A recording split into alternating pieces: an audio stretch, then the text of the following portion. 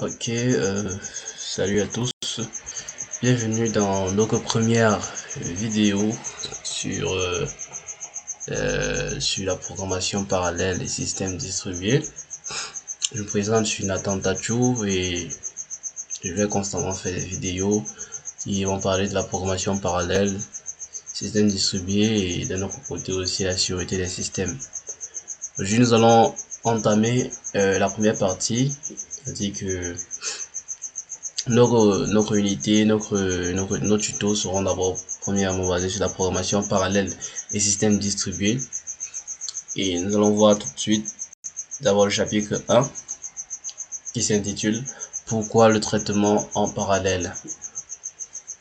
Pourquoi le traitement en parallèle, c'est le chapitre 1 de notre vidéo sur la programmation parallèle et les systèmes distribués.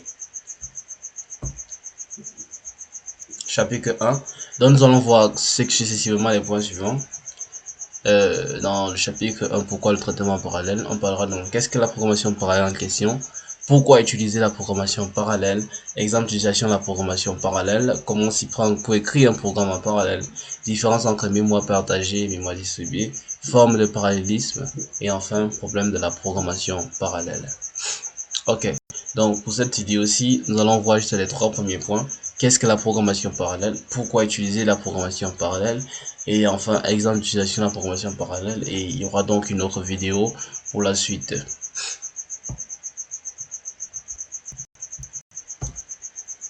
Qu'est-ce que la programmation parallèle? Je vais un peu agrandir. Voilà. La programmation parallèle, c'est défini comme étant la programmation dans un langage permettant d'indiquer que certaines instructions peuvent être exécutées de façon simultanée sur différents processeurs. Donc, quand on parle de programmation parallèle, c'est juste une manière de programmer. En fait, c'est programmer avec des langages en indiquant en fonction du langage, bien sûr, que des instructions doivent être exécutées de manière parallèle.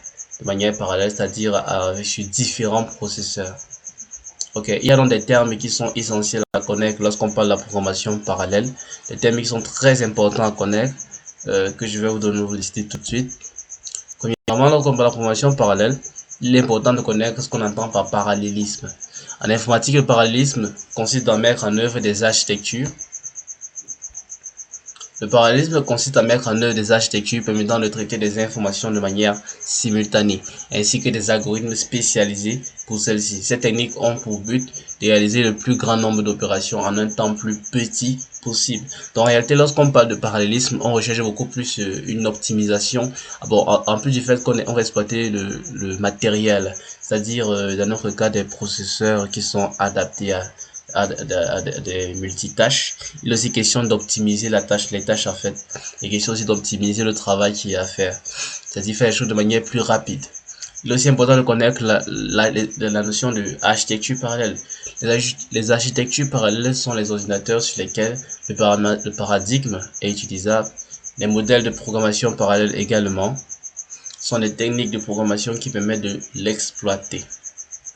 Donc, les architectures sont des modèles sur lesquels le paradigme est utilisable. C'est-à-dire que c'est pas sur toutes les machines en fait que ces modèles est utilisable. C'est pas sur toutes les machines que c'est possible. Il faudrait avoir des machines à multi-cœurs, des multi-cœurs en fait, multi-cœurs avec plusieurs cœurs pour que ça soit implémentable.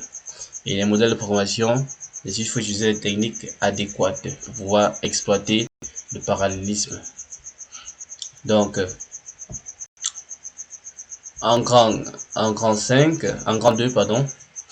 En grand 2, nous aurons donc pourquoi la programmation parallèle. Premièrement, nous devons connaître que la vitesse des processeurs, il est d'abord important de connaître cela. La vitesse des processeurs est due à la densité des transistors. Et les transistors sont comme des petits éléments électroniques qui se trouvent dans chaque processeur et qui permettent en fait la transmission des informations rapidement en fait. Donc ce transistor qui représente la vitesse de transmission dans le processeur. Donc nous devons connaître donc la vitesse du processeur est due à la densité des transistors. Elle peut également augmenter en diminuant la taille de ces transistors.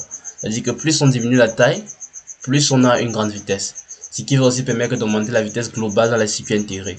Donc le fait de diminuer la taille des transistors permet à ce qu'on ait une plus grande vitesse dans les processeurs, et ce qui entraîne également la diminution de la vitesse dans les circuits intégrés. Bon, pourquoi est-ce que je parle de cela? Parce qu'il est important d'aller jusqu'à la souche, en fait, de commencer par le départ, pour comprendre pourquoi est-ce qu'on a utilisé la programmation parallèle. Mais il y a un problème qui se pose, en fait, c'est que lorsqu'on veut essayer de diminuer la taille des transistors, cela augmente fortement la consommation d'électricité aussi dans les machines, et ce qui entraîne directement en fait, une augmentation de la quantité de chaleur. Voilà. Ça crée aussi également une augmentation de la quantité de chaleur, ce qui n'est pas du tout bon pour les machines. Alors, alors, la meilleure option donc serait donc de l'augmentation de la densité des transistors, parce que soit on augmente la densité des transistors, soit on diminue la taille des transistors. Et la diminution de la taille des transistors entraîne, comme on l'a vu, un échauffement, c'est-à-dire une augmentation de la quantité de chaleur. Alors la meilleure façon serait donc d'augmenter la densité des transistors.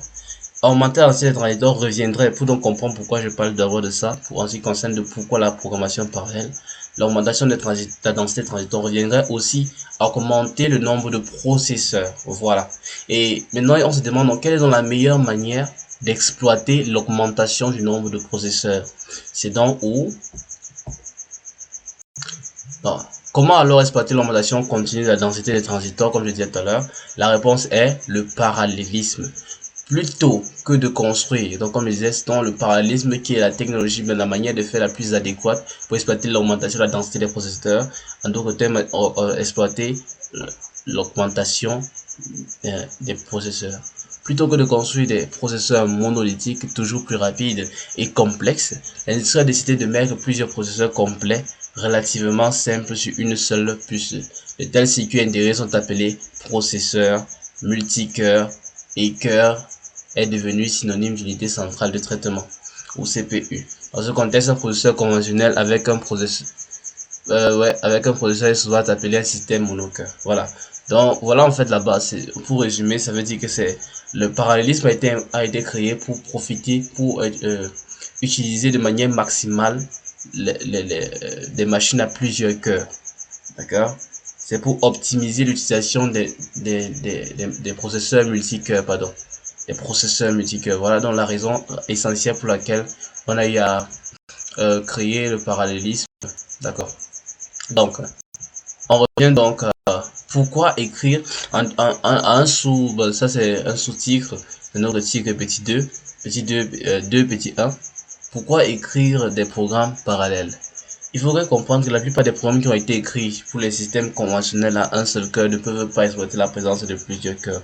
C'est-à-dire que les programmes qui ont été écrits ont été spécifiés, ils ont été écrits spécialement pour les programmes à un seul cœur. Donc il faudrait les réécrire, disons pas adapter. Et là maintenant, connaissant l'évolution des technologies, on ne peut plus vraiment faire des programmes à un seul cœur. Tout le monde est d'accord? D'accord? Avec l'évolution des technologies, les choses sont devenues vraiment plus accélérées. Nous pouvons exécuter plusieurs instances. Autre élément, nous pouvons exécuter plusieurs instances dans un programme sur un système multicœur, mais cela est souvent de peu d'aide. Ouais, ça c'est possible d'exécuter une instance d'un programme sur un système multicœur, mais cela est souvent de peu d'aide. C'est pourquoi, si nous voulons qu'un programme par exemple de jeux vidéo par exemple s'exécute plus rapidement avec un graphisme plus réaliste, nous devons soit réécrire nos programmes série afin qu'ils soient parallèles, afin qu'ils puissent utiliser plusieurs cœurs, soit écrire des programmes de traduction, c'est-à-dire des programmes qui convertiront automatiquement les programmes série en programmes parallèles. Donc le but ici justement c'est d'optimiser les choses comme je disais tout à l'heure, afin d'avoir une meilleure activité, un meilleur temps en fait. Et il est aussi possible, comme vous venez de comprendre, de créer des programmes qui permettent de traduire des programmes série en programmes parallèles. Mais il y a un piège sur ça. Il y a vraiment un piège dans cette manière de faire. Il faut faire très attention. Dans petit 3, nous allons voir donc la dernière partie de cette vidéo aussi. En petit 3, nous allons voir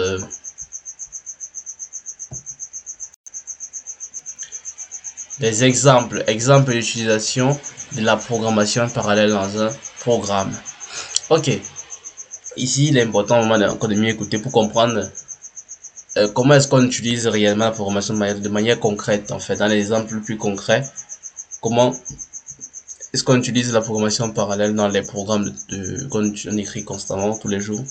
Donc par exemple, supposons que nous devions calculer n valeurs, d'accord, et les additionner. C'est-à-dire que on veut calculer, nous savons que cela peut être fait avec le code de série suivant.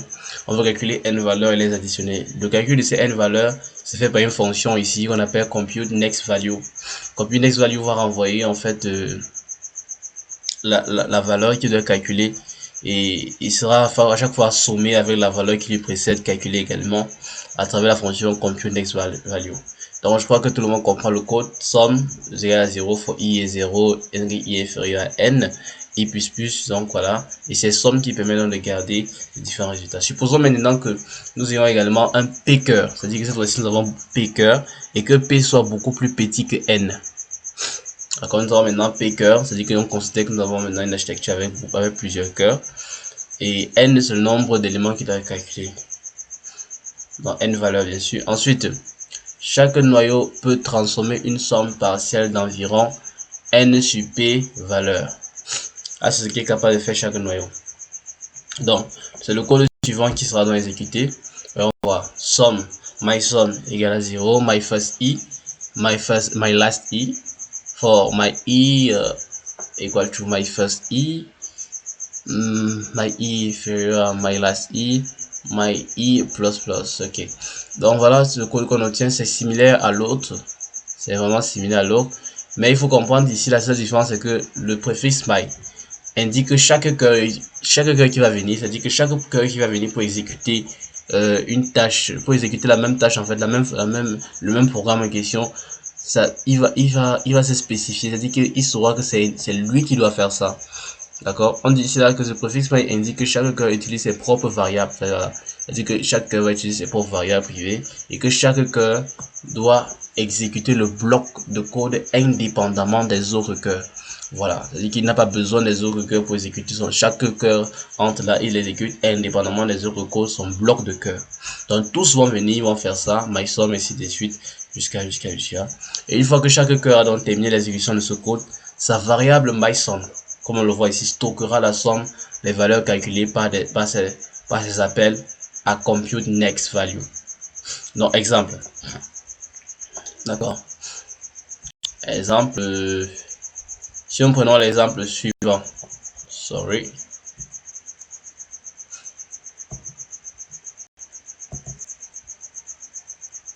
voilà, exemple suivant, ici on va, s'il y a 8 cœurs, alors et qu'on prenne n égale à 24, vous comprenez bien que s'il y a 8 cœurs et que le nombre de n égale à 24, après c'est comme on a dit là-bas, lorsque le nombre de cœurs est inférieur à la valeur calculée, alors si on fait 24, voilà, si on fait 24 divisé par 8, ça dit que chaque processeur en question, ça donne 3. Donc chaque processeur en question va envoyer 3 valeurs. D'accord, va sommer, va envoyer 3, va calculer 3 valeurs, il va sommer ces 3 valeurs là. Et puisqu'on a 8 processeurs, puisque ici on parle de 8 cœurs, pardon, 8 cœurs, pas 8 processeurs, sorry. Ici on a 8 cœurs, on aura donc le premier cœur qui va envoyer 1, 4, 3, le deuxième cœur 9, 2, 8, le troisième cœur 5, 1, 1, le deuxième cœur, bon ainsi de suite, jusqu'au 8e cœur qui va envoyer 2, 3, 9. Et chacune de ces valeurs, vous voyez, sont... vous voyez que sommé toujours par MySum. À l'intérieur de MySum, lui va garder, puisque lui garde, comme on le disait tout à l'heure, lui permet de garder, de stocker la somme des valeurs calculées par les appels de compute next value. Donc compute next value, par chaque cœur sera appelé 3 fois. Et dans le premier cœur, lui il aura 8, le deuxième 19, le troisième 7, ainsi de suite. Donc c'est la somme de tout ce que vous pouvez voir là. 1 plus 4 plus 3, ça fait 8. 9 plus 2 plus 8, ça fait 19, ainsi de suite. Voilà. Donc maintenant, qu'est-ce qui se passe lorsqu'on a toutes ces valeurs, puisque le but, ce n'est pas seulement d'avoir toutes ces valeurs, c'est que chaque cœur a pu calculer sa valeur, mais il est question de sommer toutes ces valeurs pour pouvoir obtenir le résultat final. Maintenant, qu'est-ce qu'il y a lieu de faire? Sinon, où le parallélisme entre encore en jeu, qui permet une méthode encore plus intéressante. Ici, lorsque les cœurs ont fini de calculer les valeurs de MySum, ils peuvent former une somme globale en envoyant leur résultat envoyant leur résultat à un cœur maître désigné qui peut additionner leur résultat. C'est-à-dire que ici, on peut donc désigner parmi tous les cœurs un seul cœur appelé cœur maître. Et lorsqu'il y a un cœur maître, les autres cœurs seront appelés cœurs esclaves. C'est important de le souligner. Dans le cœur maître, lui, qu'est-ce qu'il va faire? Il va sommer, il va faire le même travail, mais en sommant tout le reste des valeurs qui ont été envoyées par les autres cœurs. C'est-à-dire que c'est lui le boss, quoi. C'est lui qui décide de faire tout le travail. Donc, voici un programme qui va rajouter à ce qu'on avait déjà écrit. If I am a master core, ça veut dire que si je suis le maître, qu'est-ce que je fais? J'initialise somme à my x, d'accord? Maintenant, j'ai un book qui est créé. Vous dites receive value for each core other than myself. Ça veut dire que pour tous les autres cœurs, sauf moi, le mec et lui, il s'occupe tellement des autres cœurs. On dit quoi? Il va recevoir des valeurs des autres cœurs. Et il va mettre dans quoi? Il va donc faire l'addition dans somme. À chaque fois, il va sommer chacune de ces valeurs-là. Ces valeurs, en fait, qui sera reçues de tous les autres cœurs, du cœur 1, du cœur 2, du cœur 3, jusqu'au cœur 7 dans notre cas. Et il va sommer tout ça pour stocker cette valeur-là dans somme. Et else, on dit, si c'est mon cœur. Si c'est qu'on arrive sur mon cœur, on dit send my x to the master. Bon, pardon. Ouais, on dit send my x to the master. Ok. dans le cas contraire, bon, ces gens-là doivent envoyer, c'est que, voilà. Ça veut dire que l'instruction qui est faite ici, ça concerne uniquement le cœur maître. D'accord? C'est uniquement le cœur maître qui fait ça. Et c'est que c'est un recueil qui arrive, alors lui il envoie simplement son x au cœur maître et lui s'occupe, et le cœur maître s'occupe de faire l'addition. Donc, de manière concrète, on aura quoi? On aura 8 plus 19 plus 7 plus 15 plus. Donc, ça dit que le cœur 0 dans notre cas va prendre, si on prend pour le cœur 0 comme le cœur maître, il va prendre sa valeur à lui-même 8, il va additionner à 19, il va additionner à 7, que les autres seront que d'envoyer bien sûr, et on va obtenir finalement 95.